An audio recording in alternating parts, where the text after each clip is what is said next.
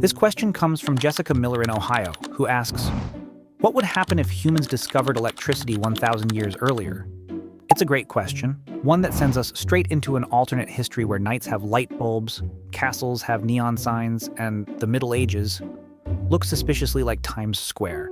And before we dive in, if you've got a weird, fascinating what-if question you want me to explore in the next video, drop it in the comments. Who knows? Your idea might be the next one we turn into a story. Alright, so, the year is 1025. Normally, this is a world lit only by fire. Candles, torches, oil lamps. Once the sun goes down, your choices are go to bed or trip over something in the dark. But in this alternate timeline, humanity has cracked the mystery of electricity.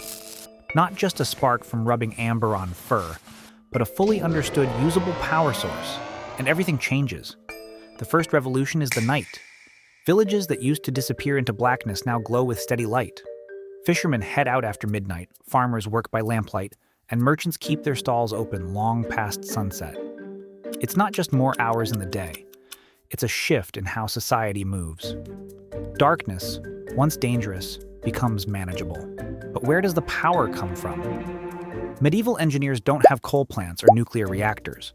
They start with what they know: water and wind.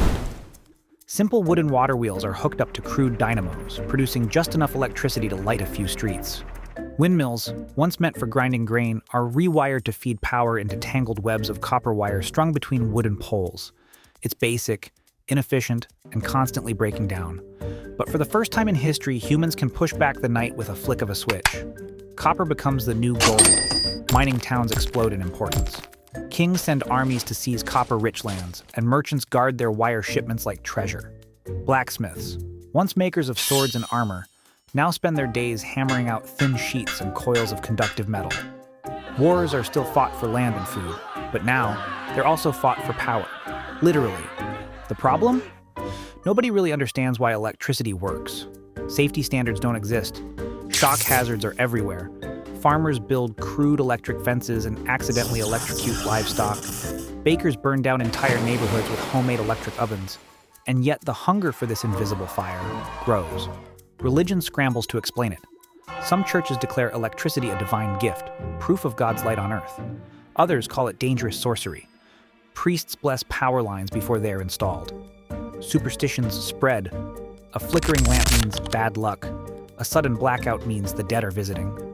Some villages refuse to connect to the grid, fearing it will steal their souls. Others demand more, stringing extra wires and overloading the primitive system daily. Then come the inventions. With power to drive machines, the first crude electric motors appear centuries early.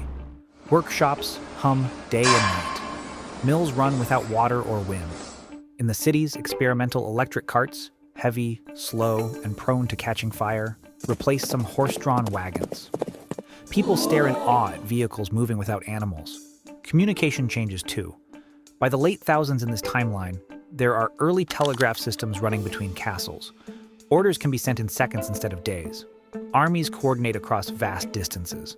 Battles are lit with flood lamps, so the fight never stops when the sun goes down. Fortresses install electric defenses, crude shock traps that sometimes work and sometimes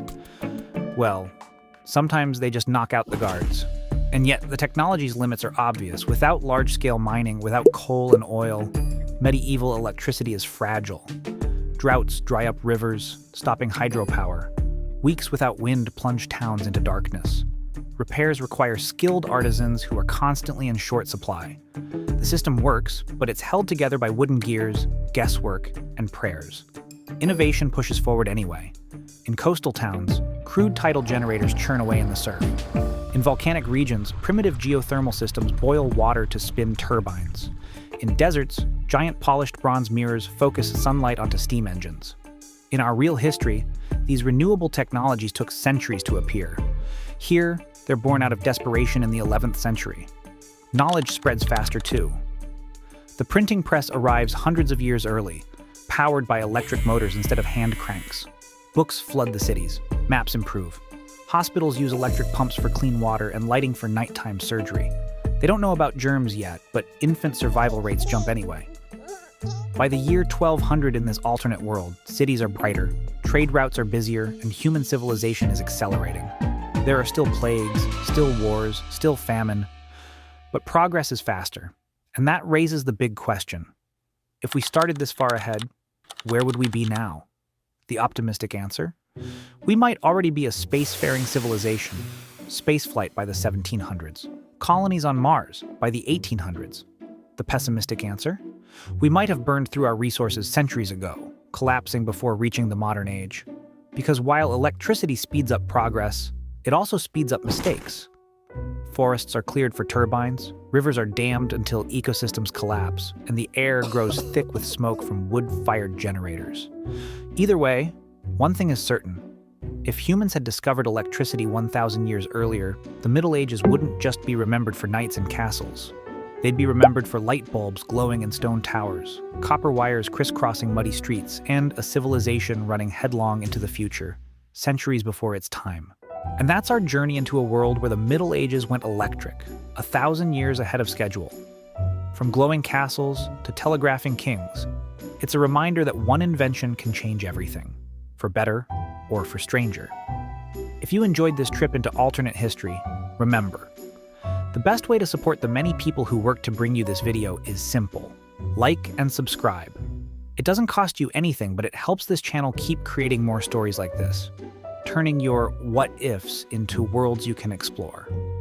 Thanks for watching, and until next time, just imagine what someone in the comments section will think of next.